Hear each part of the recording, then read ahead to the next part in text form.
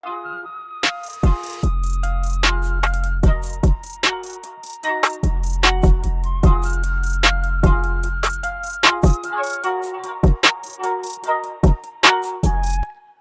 is up, people? My name is Stahv, and you're in my living room.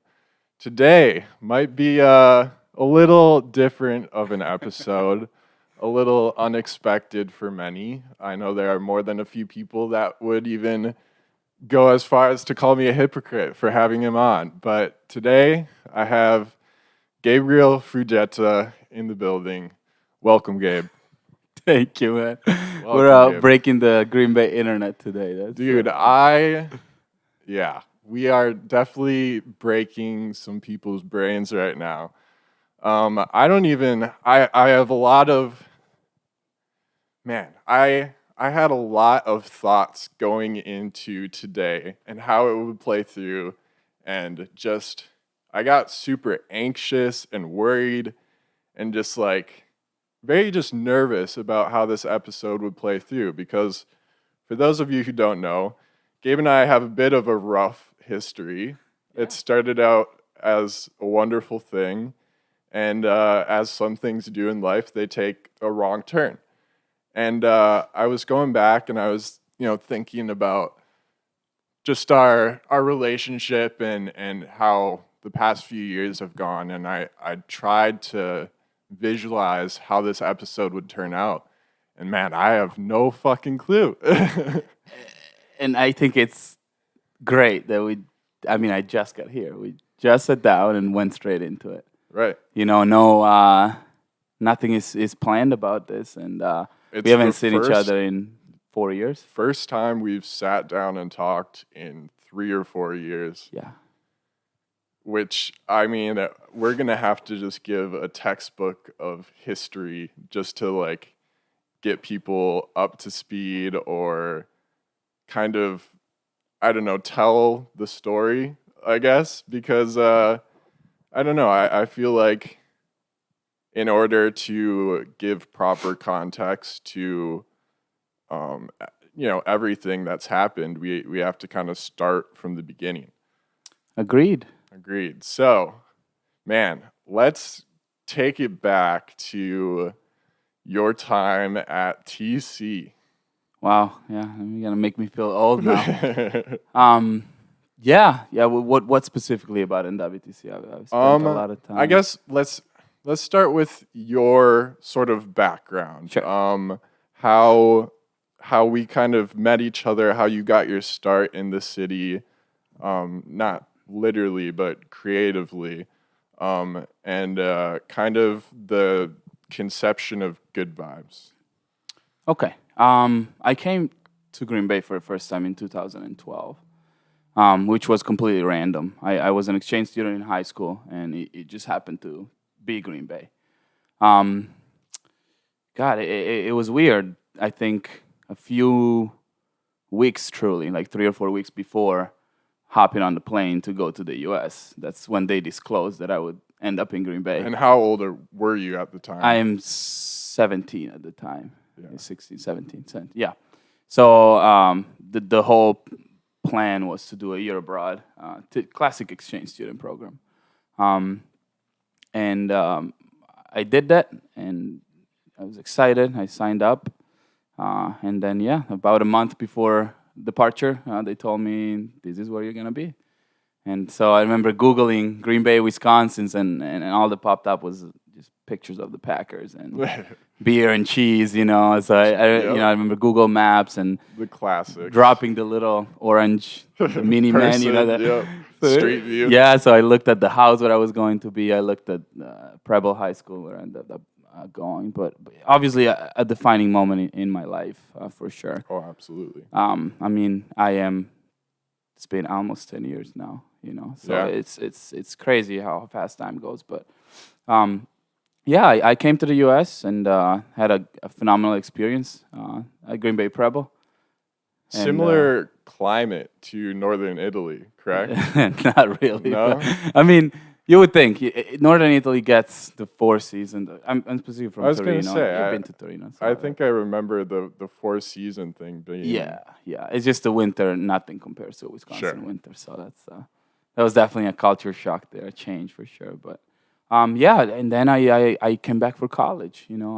Funny story. In high school, I was supposed to do a year abroad, and that ended up being just a 6 months experience because I'm a hothead, and Got cut short. I threw a party on New Year's Eve. Me and what became my best friend Antonio, this guy from Italy that I met for the first time in Green Bay. Wild story. We did orientation together in Italy, never met each other. Then both got assigned to the same school in Green Bay, and then ran into each other on like the second day of school. It was absolutely wild. But he is my best friend today. And me and him threw a New Year's Eve party, which a bunch of like 16, 17, 18-year-olds. Underage drinking. Yeah, absolutely. And sure the whole shebang. My host family had, two daughters, Amanda and Amber, which they're like, my host sisters, they're like sisters to me now. But, they were right around my age too. So we thought it'd be a good idea to celebrate New Year's Eve. Broke all the rules of the program, broke, actual laws of, underage drinking and whatnot. So that was the end, or what I thought would be the end of my Green Bay history. And little did I know I'll be back. That shortened my experience from a year to 6 months. I mean, as it would. Got kicked out. Yeah, you got busted pretty hard on that one. Yep. Lesson learned, maybe half lesson learned. I would say definitely lesson learned. Huge. I mean, it was such an impactful thing for me. It was a heartbreaking and just a horrible thing to have to go back to your friends, your parents, and oh sure, looking like a disappointment. And but it was needed. Well, you had redemption. I mean, some form of redemption. Definitely, You came back for college. Yes. And you went in for hospitality, correct? Yeah. I went to hospitality in high school in Italy, and went to school for hospitality too in college. So yeah, definitely, I was lucky enough to have a redemption story for sure. Ended up coming back to the U.S. My girlfriend at the time was from Green Bay, so I came back from Green Bay to Green Bay because that was the place that made the most sense. Went to school, and then going back to your original question, that's when I started meeting people and learning about the city and getting into what then would become Good Vides, which essentially just was throwing parties like I did when I was 17. But this time doing it, at an appropriate age. You learned a little bit. In an appropriate setting. So, and you knew how to throw some rages. Yep. And it all started, meeting. I met Alex B at NWTC. I met Evan at NWTC. I met Nate, the Boy Scout, who ended up being one of the founders of Good Vibes. And really, through the people I met there, then built connections with friends of their friends. And essentially my whole networking started at NWTC. Right. Which is kind of a cool way when you're coming in knowing very few people. And I mean, there was, I'm not going to say zero scene to Green Bay, but there was not much going on as far as creative, music-driven events. Especially for people our age. Yeah, that's what made us go into Good Vibes with such excitement and confidence, and it was a passion-driven project. We just wanted to have fun, Before Good Vibes became Good Vibes, Nate, Alex brought me on to Lumber Punk, which was basically Good Vibes, but at an underground level. So it was still house parties for college kids, but it was basements, and it had the same concept. You had flyers, you had a lineup, you had DJs, you had lights and sound. It was a whole, not just your typical house party where you just play beer pong. It was a whole show. Mm-hmm. Would have rappers come through, and it was all like basement based, And they started incorporating myself into lumberpunk, which was really their idea.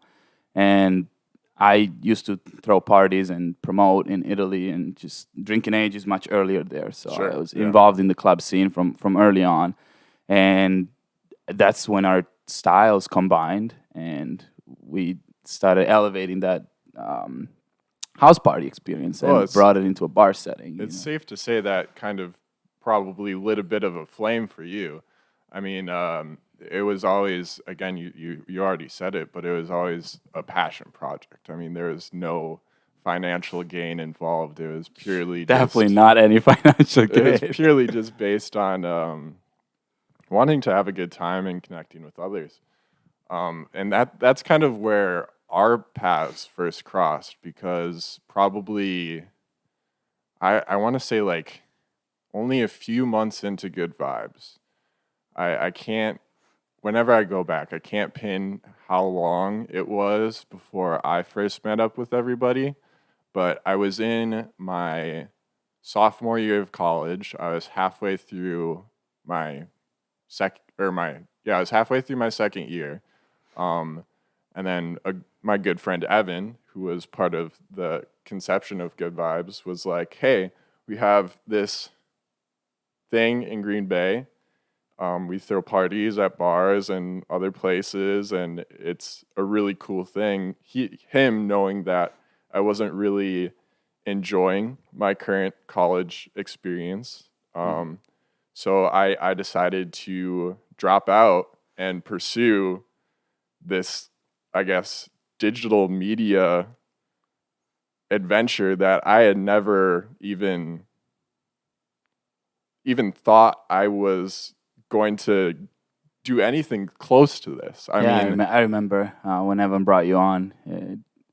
His pitch was, "He's a good friend of mine. We've known each other since we were kids, and he doesn't know what he's doing." But yeah, I mean, literally, I had not picked up a camera. I had Right. not edited anything. I remember Evan giving me some work before I started just to like see Yes. if I was capable. Yes, you edited a video for with Evan's footage, if I'm not mistaken, Yeah. right, for one of the Good Vibes shows. Yep. And Evan used that as a pitch to you know, Right. bring you on. And it was awful. It was god awful. I don't know. We should find it we and look should, at we it. really should.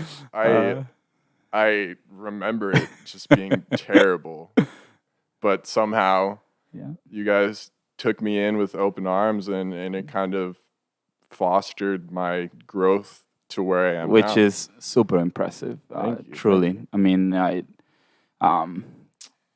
you might have not had the technical experience, like you know everybody that's starting the task, but you're a tech savvy guy. Obviously, you're going to school for computer related stuff, anyways, right? Yep. Like Yeah, my minor was computer science. computer science, yeah. So I remember you knowing the technicality of things, and just being a creator from the get go, in the way you dressed, and you know, like it really, like you had that undertone of you know flair and flavor that I was able to see, and the others too. That you know it was just a matter of time for you to eventually you know become what you are today, and improve the camera skills and whatnot. Well, But and we took off at a really fast pace. I mean, when I started, it was not as frequent. The Good Vibes Project parties were, I can't remember how often we did them, but they definitely started to ramp up after a while. originally it was bi-weekly. Yeah. As soon as we landed the first place that took us in, which was Kittner's on Washington, we started doing shows bi-weekly there. And then the owners of Kittner's also owned the Nines. So we got into the Nines. And then we started expanding onto Ned Kelly's. So yeah, it took off pretty quickly. I think, you know, the city needed kids our age just wanted to have fun. Yeah. And we brought that. There was nothing like it. And to offer just a platform for really talented like artists, like you know the Wisco kids were were popping off at that point in time, and Right. you brought on a ton of just like acoustic performers before the shows Yep. that were all amazing, incredible, and I still am in contact with a lot of them Right. today. And it was just really unlike anything that Green Bay had ever seen. Yeah. And we were able to get some pretty, I feel like, impressive results. Yeah, I mean, it was crazy. It was a journey. I mean, what I really love about it, looking back, is sometimes I would still go back to the old Instagram account, to the old Good Vibes folder on my computer, and get inspiration from like old concepts or old flyers. Like, we really didn't give a. Can I swear on? Oh yeah, absolutely. We really didn't give a fuck about anything. We just wanted to have a good time, and we had no final goal or purpose, or we didn't care to make money out of it, Right. or for the event to be busy, or for the photos to come out cool, or to land the next gig. Like that, there was always a vision in which we wanted the project to go into. But when we first started, it was truly about just putting together a good show. Yeah. So we'd always open up with a live act because we wanted to, and we had people and friends who played music. So that was, we wanted to give them a platform. We just wanted to enjoy them playing music in a setting that wasn't our living rooms or basements, Right. and then going into DJs and bringing a team together of photographers, videographers, promo girls or whatever. Yeah. We had the Good Vibes girls at the Yes, we time. did. It was fun because it was a pretty artsy musical project blended with like a European nightclub experience, Right. and it was fun, man. We had pictures and recap videos and We produced a massive amount of content. a lot of content. Kudos to you and Evan for I mean, some of it we were always, I felt, hit or miss. Like sometimes we'd like hit a groove where we were just putting out some insane shit, and then other times we'd put out like memes, and it would not go well. Yep. It was a learning curve for sure. For everybody, I think. Yep. It was kind of a jumping point for literally everybody in the group. I mean,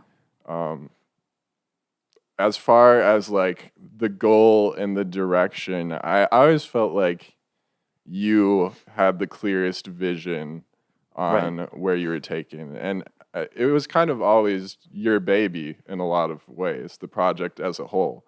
And your goal was always to take what we earned from the event and turn it into something bigger the next time. Yeah. And once we felt that we had a good grasp on the bars, we were looking around for venues, and we stumbled upon Gather on Broadway. Yeah. And we had some of our best shows, and then we had some of our worst shows in the span of probably, 4 months. Yeah, had to be, because it was a series called The Wake Up, in which we claimed we were going to wake the city of Green Bay up, in every way, shape, or form, from being loud to like, getting kids out of their regular, just go to the bar and drink yourself stupid, like, just. And it was crazy how we were able to bring people away from Washington Street, which at the time was super ground. I mean, we rented a wedding venue, right? With our own money, put a stage in there with our own money, and we built our, what I'm saying, sound and lights and flyer, and 400 plus people showed up at the first show. And it was incredible. Insane. But like you said, the Wake Up 2 or Wake Up 3, I think, is the one. Wake Up 3 crashed and burned. I mean, literally, I cannot. And to this day, I still have a hard time pinning down what it was that actually led to that failure. But again, I don't think it was anything specific. That's one thing I learned from doing events my whole life is it's an unpredictable business, man. It really is. It truly is. Like, it's crazy. I mean, and talking to people in the industry or friends who throw events now, everybody has their, miserable story of something that went, highs and lows for sure. But I think at that point, I mean, we had some ups and downs through that entire process. Just creatively working with a lot of different egos within the team. I mean, we were constantly trying to figure out what was best, and there were plenty of times in between where we butt heads with probably everybody in the group. Yeah, in the group and people that were working yeah. with us, like Yep. whether it was venue owners or. I think what's essential to understand is that the project was growing, but we were growing too. Yeah. So by year two, it's like We were getting a little we're cocky. we're yeah, it's like we're also 2 years older. So all of a sudden it's not about we've done that it's not about throwing a show and having fun. Like we've done that. It's gotten old at that point, and growth inevitably takes your vision towards a monetary growth, and the growth of the project and your personal growth. Like you got to start making money, and you start landing your first grown-ups jobs, and you don't. We felt that pretty quick. Yeah, absolutely. It was a definitely a growing experience for all of us, and inevitably throughout that process there was a lot of up and downs and a lot of disagreements and butting heads, and I mean, I think the vision for Good Vibes when it started to really take off was, okay, like we're doing all these great shows in other people's bars and venues and clubs and whatever, and we are making them all of this money. Like at the end of the day, if you throw a show, the venue's making money. It's like, yeah, you keep the tickets at the door, but you gotta pay them rent. You gotta, they make money off of drinks. Sometimes you have to split the door with them. So at some point, we started realizing how good we were at throwing shows and how well Good Vibes was doing. Oh yeah, we had a definite quality behind us. Yeah, it really was a good project, and the vision inevitably shifted and went into, okay, well, we gotta own our own venue one day. Like that's the whole point. And I think by the time we got to that point, going back to all the disagreements and changes that went on in people's lives, it was probably just myself, Alex, and Evan who were left on board from a team of 10 plus people, that started Good Vibes. Yeah. So yeah, I mean, it got to the few months after Wake Up 3, we kind of hit our lowest point there, and you guys were doing some you were doing the UWGB stuff at the basketball games, and I kind of feel like it's fair to say that the only people doing anything were you and Alex. Yeah, for a good while too. I think Good Vibes went through a lot of phases.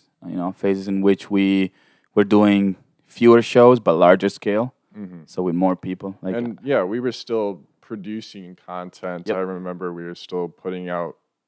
I was still making flyers. I wasn't necessarily coming to every event. Evan was taking pictures. He wasn't necessarily creating anything beyond that. Yeah. But it kind of led through that entire process. We threw a show in Appleton at the LED room, which was kind of your first introduction to the owner there, Frankie. Yeah. And that sparked kind of the what was Club 920. Yeah. And the time that passed from Wake Up 3 to the beginning of Club 920 was probably, gosh, how long would you say that period was? I have such a bad memory too. It was, I can't see it being longer than like half a year. Oh, really? It wasn't too long after. I truly have a bad memory. It's kind of that's- scary. I joke with my girlfriend all the time that I probably have an early stage of Alzheimer's. Like I have really bad memory. That's fair. So I thank God for my iPhone dated memories. I gotta make sure I look back too. I archive them well because they definitely are my timeline. I mean it was fairly quick. I think between the last Wake Up and the opening of the club. Yeah, Frankie, we did that show at the LED room, which you were there for sure. And we met Frankie, which is this business owner originally from Germany. that owns a bunch of businesses in Appleton, and he was the first person with capital, with money, that has showed interest in our vision, and he told us, I want to expand and come to Green Bay. And if I come to Green Bay, I want to do it with you guys. And it was kind of funny. Originally, me and Alex were kind of just like, no, we're just going to do it without Frankie, you know. But we had, yeah, that really sparked it was the first time in which our goal of opening our own venue met somebody that could make it tangible. Right. So when we saw the opportunity, we went for it. Yep. And again, you started the sort of beginning phase, and you were looking to.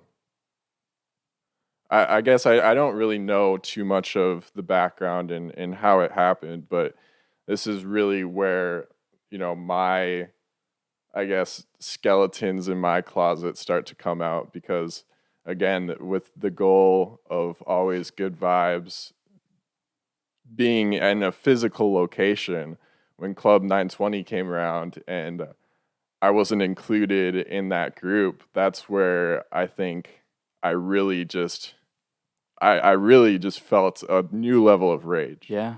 I mean, it was kind of just really upsetting for, I don't even know how it happened, but it from my perspective, Evan, who I worked really close with, at some point met with you, and you guys came to some sort of agreement that kind of, I guess, just locked me out of the deal entirely, which I guess I don't think was fair at all, especially when we were all heavily involved in Good Vibes and all pouring our heart and soul into that thing. And then I don't know, man. That's where shit kind of hit the fan for me. Yeah, and I think that's when me and you stopped talking and took different paths. I think when I look at it from my perspective, early on, because I've had time to think about this, for the past 3 years, 2-3 years. But when 920 was opening, I was young, inexperienced, terrified, and busy. It was like the amount of work. Like when this actually started happening, it was massively overwhelming and terrifying. I mean, we're actually doing it. Like it's happening, and there's money put into it, and so I vividly remember, having this extremely large list of things to do, and one of them was, talk to I, which was Evan and Stahv, right? And our little media house at the time. Yes, what you guys branded yourselves as and produce content as. So it said contact I, so automatically I called Evan, which was my guy since college, and I told him what the offer was, and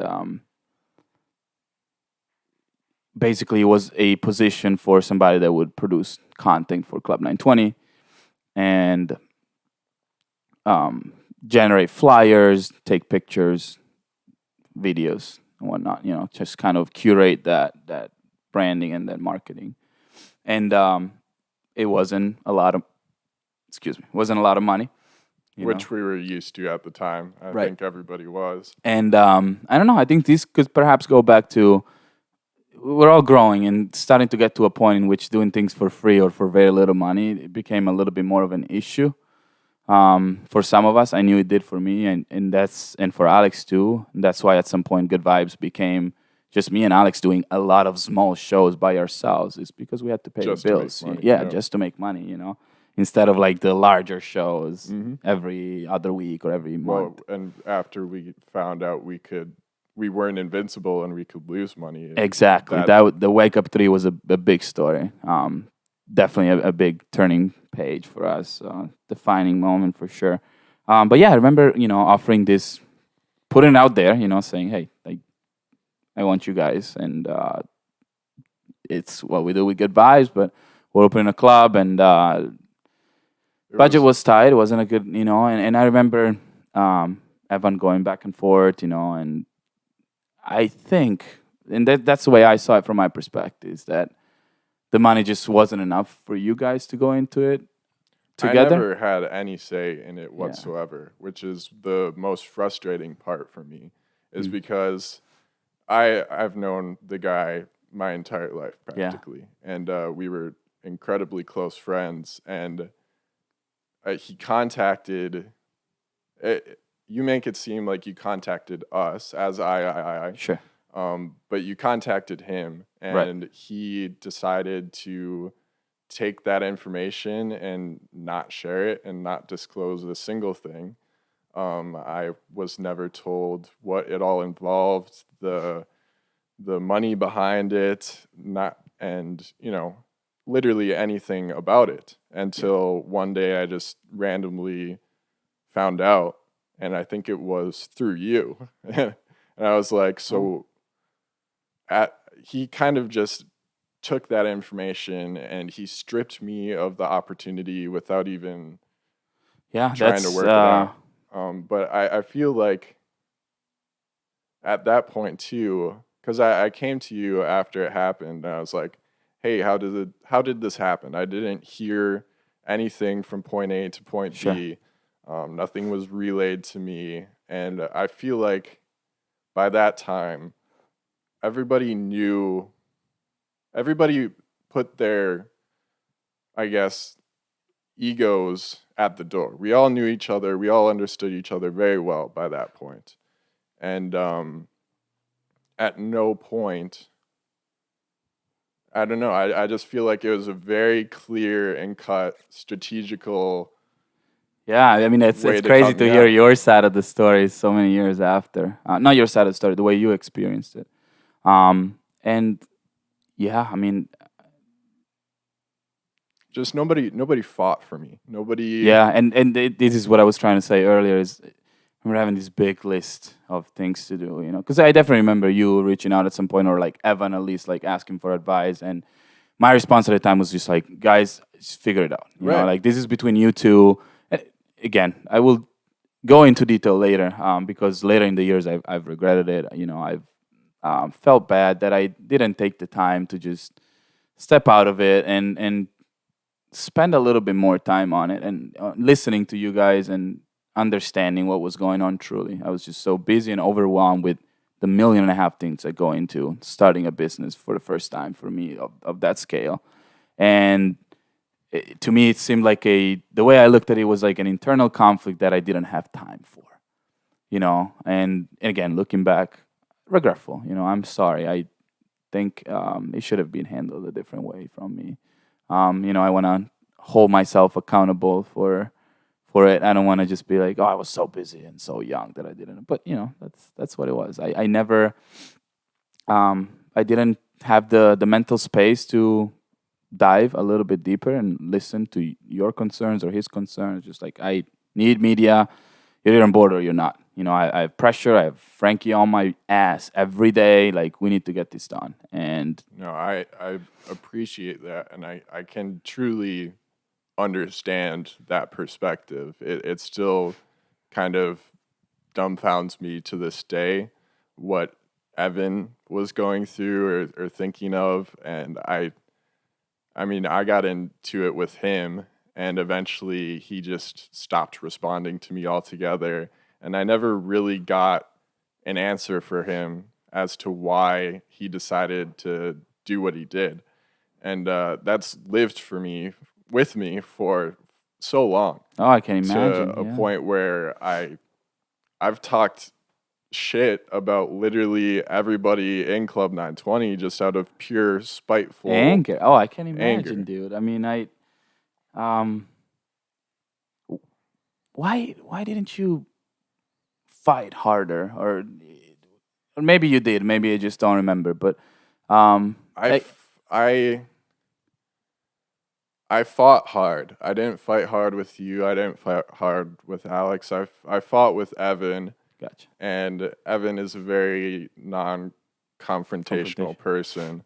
And I never got to see him in person and talk it out. It was all just over text, which is never good. Right. He was still off and on at my parents' place, and I just couldn't even bear to interact with him. Yeah, I was just, I think I shut down because I wasn't as upset about losing the opportunity at the club as I was just super upset with him deciding that that was the right thing to do or that was the best option, because I felt like we were so in our prime that we could have taken that as a side gig for the little media house that we had created and taken on other clients and worked with a ton of different individuals in the city and really built something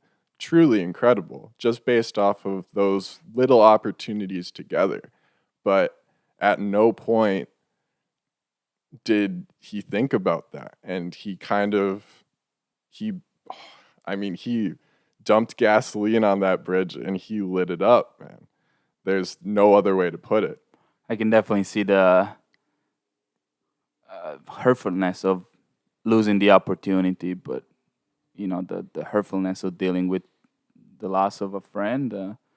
You guys live together. That's you've been best friends since kids. That's definitely a side of it that I failed to acknowledge for a long time.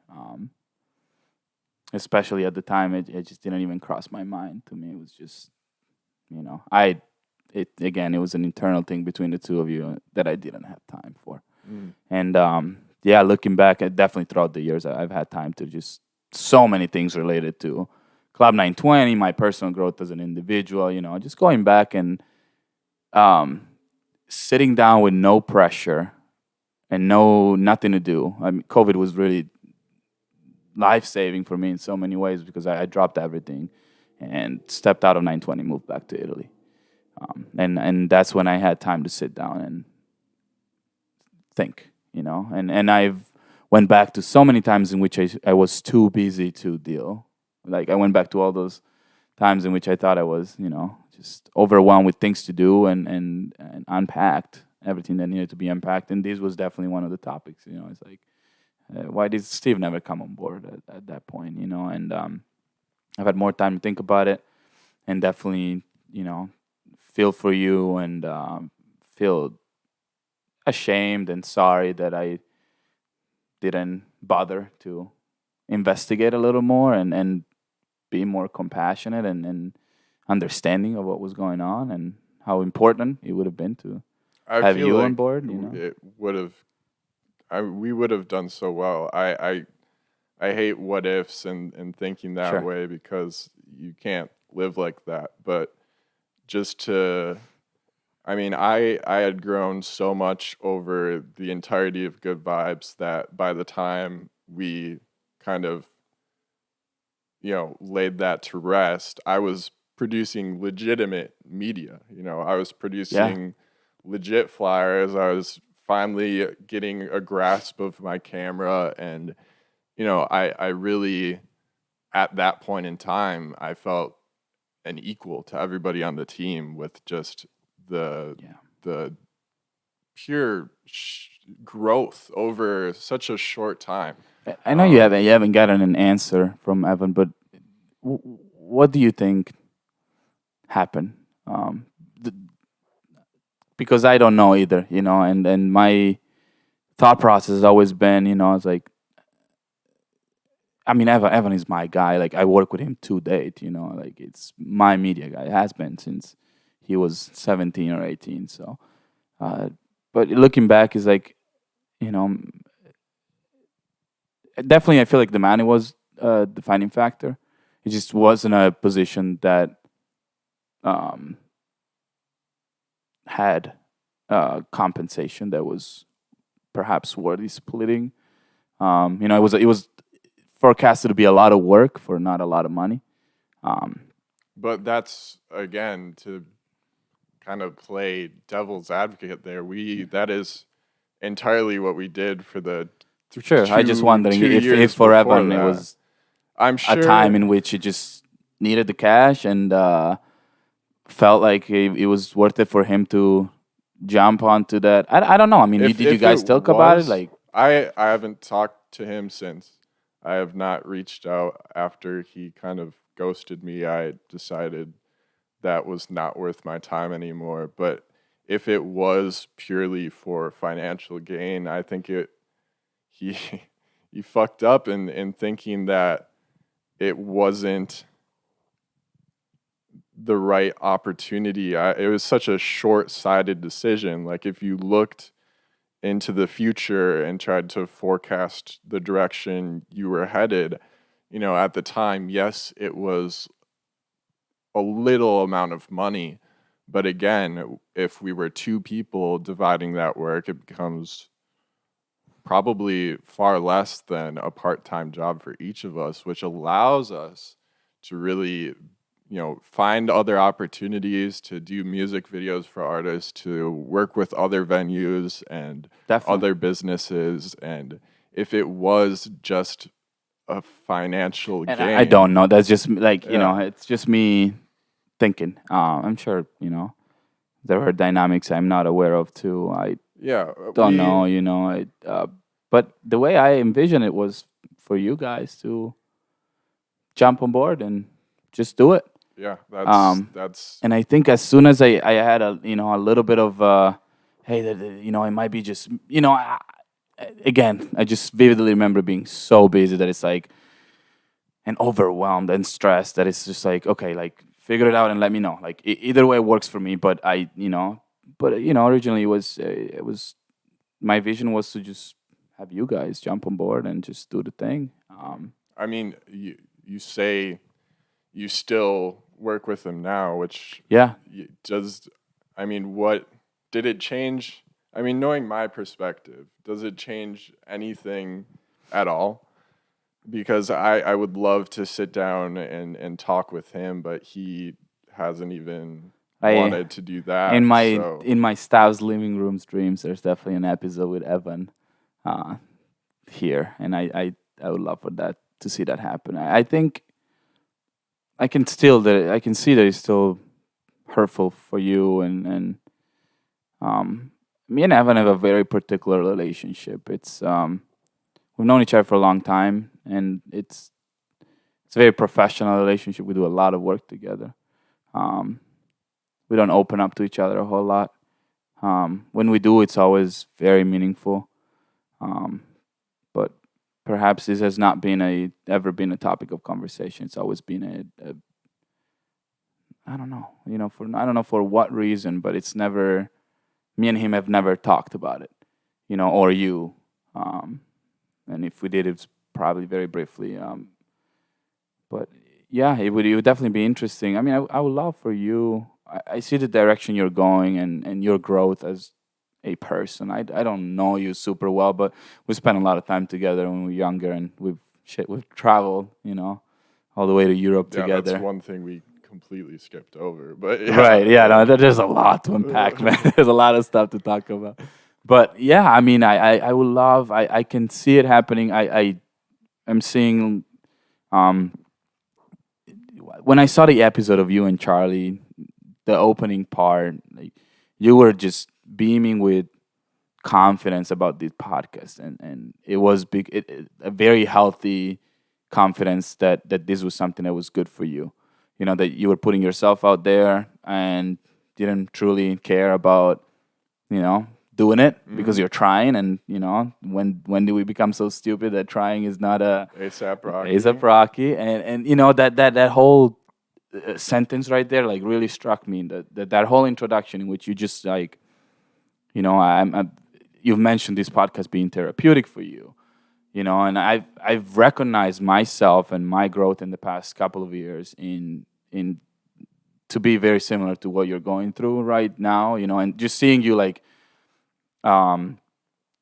being more comfortable with topics that were hurtful, or dealing with some of the skeletons in your closet. Like I went through a lot of that in the past 2 years, so I felt a similarity in our paths in some ways. And um, then I watched the rest of the episode in which you guys talked about Italy and Europe, and you've had some good words to say about my parents. Like I felt compelled to just write you guys. And again, me and Charlie have kept in touch, but me and you really haven't talked since that 920 fallout. And I just I was eating Chinese food, and ironically, out of a to-go box. And so I just sent you guys a quick note, and I said that it really, like, you guys talked about narwhal. Like, it's like it made sense. Like a lot of things that originally made us gravitate towards each other. It's like I've had so many fun times with Charlie and with you, and we like the same 100%, things. yeah. We look up to the same people, and always had fun in doing projects. Had somewhat of similar visions in the way we were rolling projects out. So, and I felt like that was a defining moment in I knew eventually me and you would go back to at least sit down and talk or have the conversation. It's crazy we're doing it in front of a camera, dude. I did not, honest to God, I did not think this would happen in this way, but I'm truly glad and humbled that it is, because I think, again, this is such a therapeutic thing for me, and to finally have enough confidence to put my voice out there when you knew me when I wouldn't even try to touch them. Yeah. So I've grown an incredible amount since the last time we've talked, and I really kind of had to look myself in the mirror and kind of pick myself back up and try to, because for the longest time I didn't want to pursue anything touching the subject. I remember you going through a period of time in which you just went, maybe you were generating content by yourself, but hardly, and to get back to a point where it's become a healthy thing. And I mean, we are the same in the way that we both get hot-headed at certain times, and I can look back at those moments and recognize my childishness in certain situations. Sure, I mean, but it's great. It's, I mean, like if we talk about like everything that happened in Italy and Copenhagen and that whole journey, it just adds so much weird context that, I mean, I truly am grateful that you had the balls to come here. Honestly, I don't think many people, if they haven't grown or shown any sort of care, would choose to do that. So thank you, man. Oh, thank you for having me, man. I knew it was gonna be a good thing. This is nerve wracking, by the way. It is. No, it is. And I have these big blushing problems. So as soon as we started, Gabe gets red when he talks about uncomfortable things. No, I get red when I talk about anything. In general, yeah. So and which is crazy because like I'm an extrovert introvert in so many ways. Like I was talking to my team the other day at work, and like I manage a large team. Like I'm a leader, if you will. And they're like, why is it super, super red? Like, it's just so weird, man. Every time. So as soon as you turn the camera on, I'm like, oh, God, there you go. Yeah. Do we want to dive into the whole overseas journey? Yes. Can I do something that's very bad of me during a podcast? Sure. I really have to pee. Oh, that's fine. We can pause. Are you sure? Oh, absolutely. Because I know these are all one take. No, I feel really bad. I make cuts all the time because I make mistakes. Okay. So you're good. We'll put it on pause. We'll be right back. I tried. All right. We're back. We're back. But yeah, if we want to dive into the whole travel situation, because I think to give even more context and to kind of give Evan a little perspective too, we during probably the middle or towards the end of Good Vibes, there was the opportunity to go on a little bit of a tour with Charlie, YD, and Gabe. And at the time, it was during the summer. So Evan was working at the state fair. So he was gone, he was unavailable. And that's when the opportunity came up. And it was quick. It happened pretty instantaneously. We didn't have too much time to decide the logistics behind everything.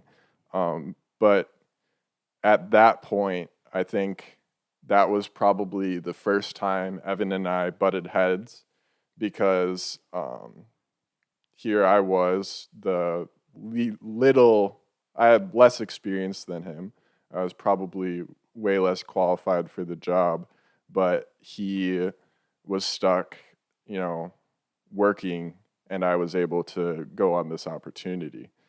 And to give him some perspective, that was probably the first time that he probably felt a little hurt by that. But at the same time, it was an opportunity I didn't want to pass up and that he wasn't able to take advantage of. So it was kind of a no-brainer for me at that point. Yeah, I had no idea that it went down that way. I don't.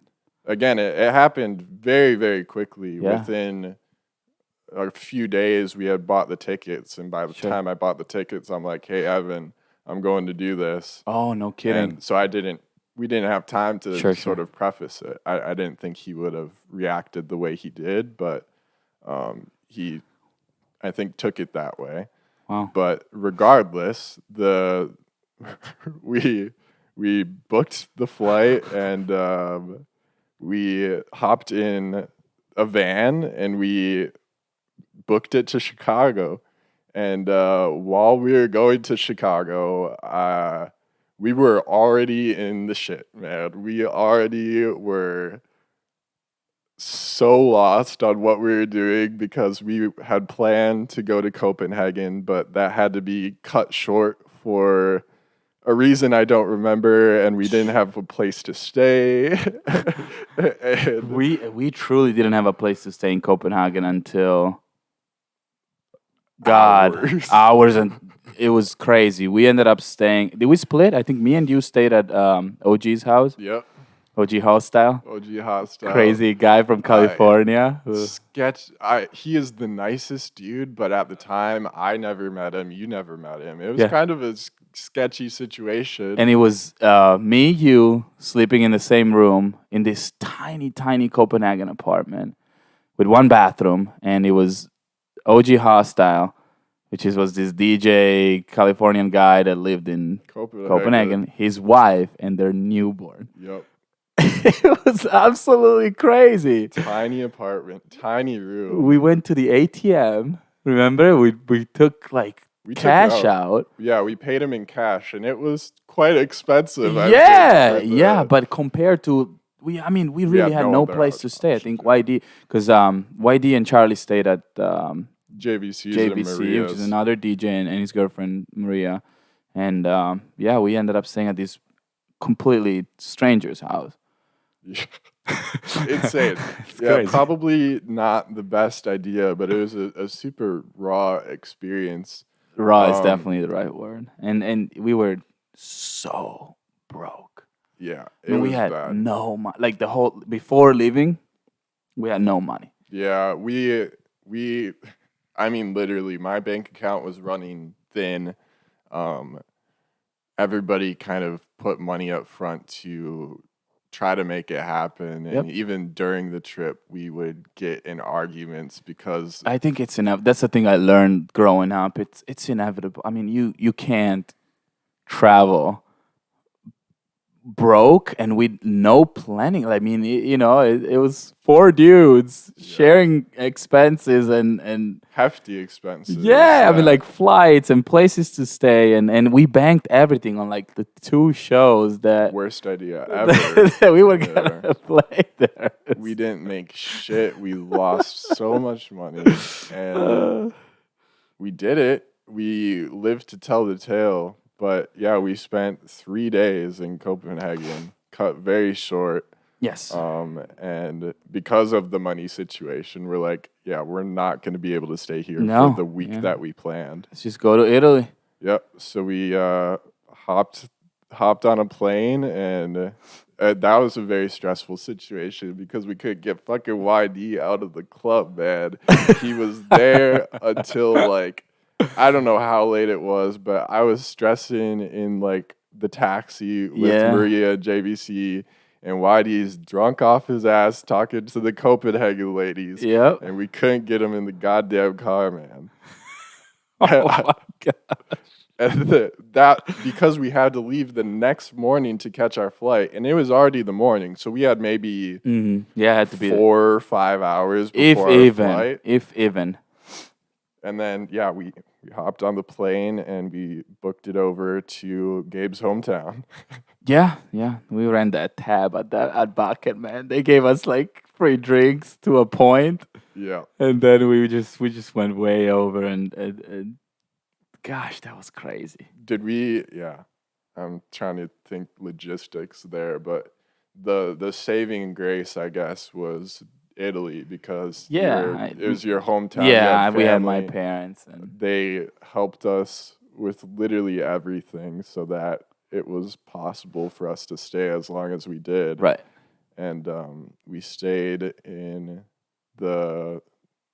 I guess they're not really apartment buildings, but it was like a home, and there were 2 levels, Yeah, it was a house. Yeah. It was a house. Yeah. and we were on the second one, and we produced some amazing music, Yeah. some iffy visuals on my part, and again we were in over our heads, but we were still there trying our best to live in the moment.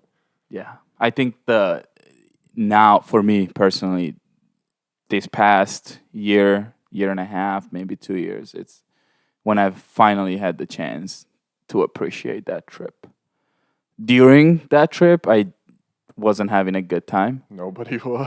Because Yeah. we were broke, and it's like, looking back, it's like, it's hilarious that we couldn't get YD out of that taxi, right? Like out of that club to go to the air. But at the time, it was stress, Yeah. like pure stress. I remember personally, I was also, I had just lost my grandma, and this was the first time going to Italy with seeing my family without my grandma there, And I'm with this 3 random American guys, and we're stressed, and I remember it was a very like stressful time, and at the time I didn't think it was a big deal, I didn't even realize I was stressed or sad or angry, I was just there, and like I had this brush it off attitude, because we were young and reckless and touring and having a It good was time. chaotic. It was chaotic, but I didn't make a big deal out of it, But I was years later, truly,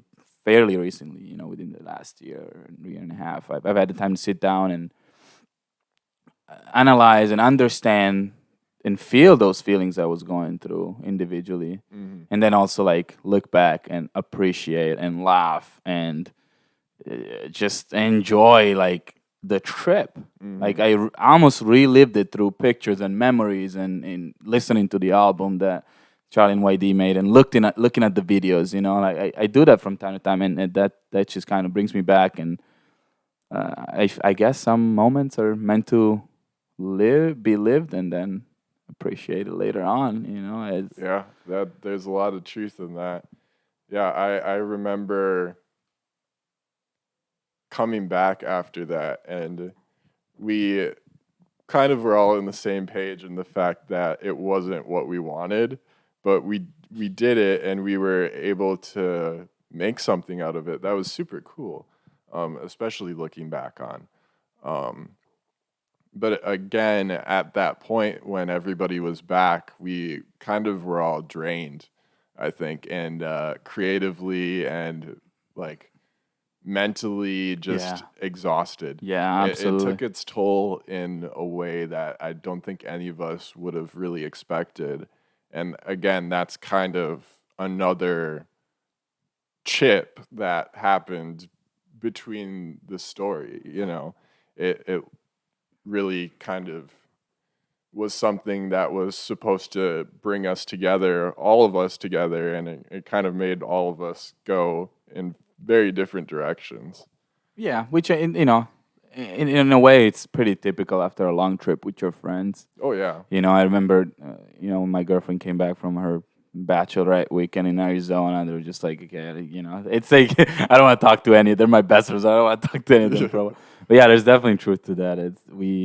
It took a toll on us, on our bodies for sure. I mean, it was exhausting, man. We were barely sleeping, drinking every night. It was a lot of walking, a lot of driving, a lot of traveling.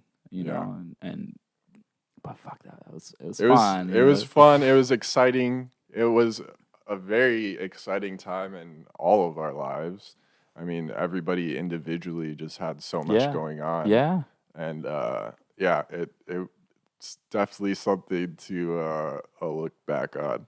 And I do have some really great memories of the entire experience. And I'm glad. I mean, truly like the most authentic and raw way to experience another country. I mean, that was my first time flying out. And to have you as kind of a tour guide in a way to, you lived there, you can show us the ins and outs of the place without, going to wherever and being a tourist. Like we were in it. And I don't think I appreciate that perspective so much, and just the opportunity that was given to me to experience life in a different country in that way. And it's a thing that I would say most people don't get to experience at all. Yeah. I think it was Charlie's. Was it Charlie's first time out of the? I think it was Charlie's second time in Italy, right? Because you had gone with Lure, and YD. Oh yeah, that's right. The first time, and then the second time we went all together. Yeah, I mean, it's crazy for me too to see you guys experience it in a completely different way, because to me it's just going back home, Right. Yeah. But yeah, that's crazy. Yeah, sometimes I have to kind of like remind myself that for you guys it was a different, complete different experience. Inevitably, it's out of this world, and I don't take any of it for granted. Like I mean, the YD just posted the other day the video of us at the restaurant where you brought out this amazing seafood pasta. Yeah. And me being a picky asshole, I didn't even try it. But they were so kind. They brought out this like eggplant lasagna. Okay. That was very good. So but funny that you still going remember. back now, I would have definitely at least tried it. And I kind of watched that video back. And I'm like, damn, dude, I was kind of an asshole. You also had like spiked hair and very, very different. Shaved sides, man. Very different look. Yeah. That's hilarious. I was talking to Charlie not too long ago about that trip via text. Must have been a handful of months ago. And I said it would, be nice to run it back, like not Jesus. as broke and not as stressed and not as unorganized. Yeah. But it was a good memory. We got to do it, and that's crazy. That's I think at the end of the day, we all should all be proud and thankful that we had the recklessness and the balls and to just jump and do it, and go to Copenhagen and play a show in front of a bunch of strangers. That thought we were gonna suck. Yeah, they came to boo the guys. So.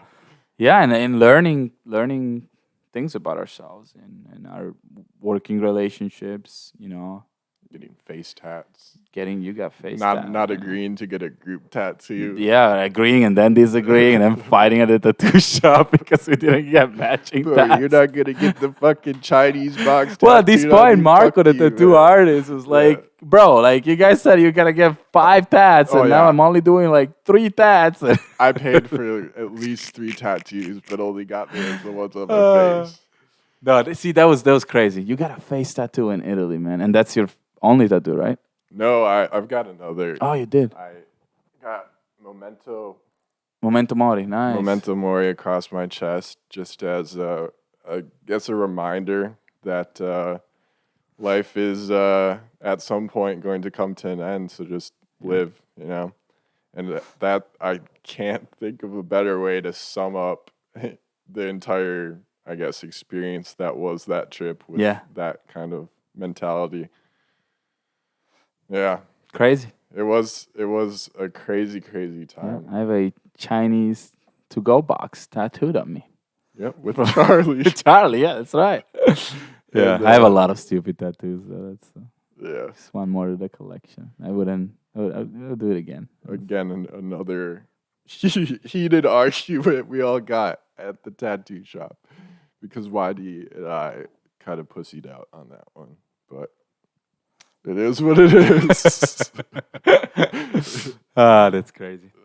Good stuff. Gabe, I appreciate you coming out here and giving me your perspective on how everything went down, and you know, the goal of this was to kind of just put some things to rest and take down some skeletons that were hanging in my closet, and to just get over it, you know. That I think I spent so much time just caught up in being angry, and that does nothing to anybody. And if there was ever any advice that I could give to anybody, it would be, if there is somebody that you've had those disagreements with and that you've lost that contact with, but you think about it and spend so much time thinking about it, you really just need to pick up the phone and to just work things out, because life is way too short to be caught up on such negative things. And again, I appreciate you coming out and having the balls to do this in front of the cameras. That was crazy, man. It's a big ask for anybody. No, I'm happy. I'm happy we did this. It was awesome. It was fun. Come on, and it's I didn't really have an expectation about today. You know, I just came and I was like, okay, like maybe we'll just. I just knew I wanted to talk to you. You know, it's like I knew it was overdue and it was time to do it. And I also am a fan of the podcast, and I wanted to chop it up on the podcast with you. It would be, but you know, it's. I had no really like I didn't know how it was gonna go. You know, and then I don't know. This is crazy though. Like really, insane. I walked in and we basically sat down right away and got into it. Yep. And this is all raw. It's all raw, real. Man. It's you're the real deal, Steve. Thank you, man. You do it. I appreciate you, and I respect you for. I've always respected you for doing things because you want to do them. You know, I've always admired you for that, because you were always the one that never cared about a specific result or looking a certain way or doing it because because you have to fit the part or look that way. You know, am I making sense? Like, you always done it because you wanted to do it. Yep. And it's something I've always appreciated about you and your work, is that you just do it and you're yourself, and it's not a matter of likes, money, exposure, looking cool. Like you're a real motherfucker, and I appreciate you for that. Damn, thank you, man. I honest to God appreciate all of those kind words, and I definitely don't take it for granted. So hopefully, again, this is a much larger journey in the scheme of things.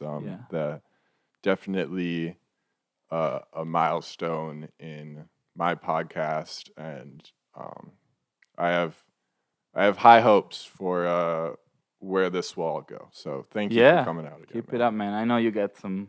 I can imagine you have a lot of cool people lined up. Yeah, it'll be done. I'm excited. That's good stuff. But do you want to shout anything out? Any projects you've been working on that people should stay in the know? Now it feels like I'm on Steve's podcast. No, I've been pretty low key. I live in Milwaukee, I relocated to Italy, then New York for a while, in which I do hotels. I work in a hotel. That's been my passion for a long time. Hotel and hospitality as a whole, Yeah, I hotel was and gonna say, events. So yep. it all falls under hospitality. So it's always been my greatest passion. My father owned a hotel growing up, a tiny little hotel in Italy, and I grew up in the business. I went to high school for it for 5 years. Um, I am so happy I got back into it because I love the craft of hotels and hospitality, and I was blessed to do that in New York. It's a gorgeous property, you know. I'm in Milwaukee. It's super amazing property, and just really happy to be doing that. And I found a job that allows me to keep pursuing all the side things that I want to do. Oh yeah, it's So great to see. You always did have the hospitality down pat. yeah, So it's good to see you succeeding in that field. thank you.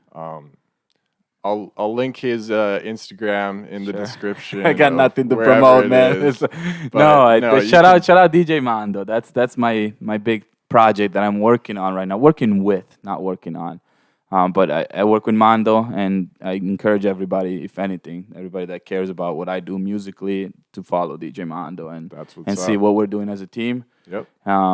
And w- also a little side project we're doing is the pop up, which is nothing. It's just a pop up. Like it has no concept, no purpose. It just Whenever he says something like that, it's probably something you're gonna want to look into. So Thank you, I'll appreciate it. link that in the But you know, in the it's description the as well. closest thing that we will ever do in Green Bay. Since you know, because we all left, and myself, Riptide, and Flurry all live in Milwaukee, and we just wanted to bring it back for all time's sake. So we link up with Alex B, and we do brunch pop ups, or you know, pop ups in venues in Milwaukee and Green Bay. There's no really a true concept behind it. We just want to do it for fun and for all time's sake. So if anybody gets nostalgia, that's probably the closest thing to keep an eye on. So Perfect. Be on the lookout. I'll keep my eye out on it as well. So thanks, Steve. it's been a pleasure, Gabe. Thank Likewise. you again. Yep.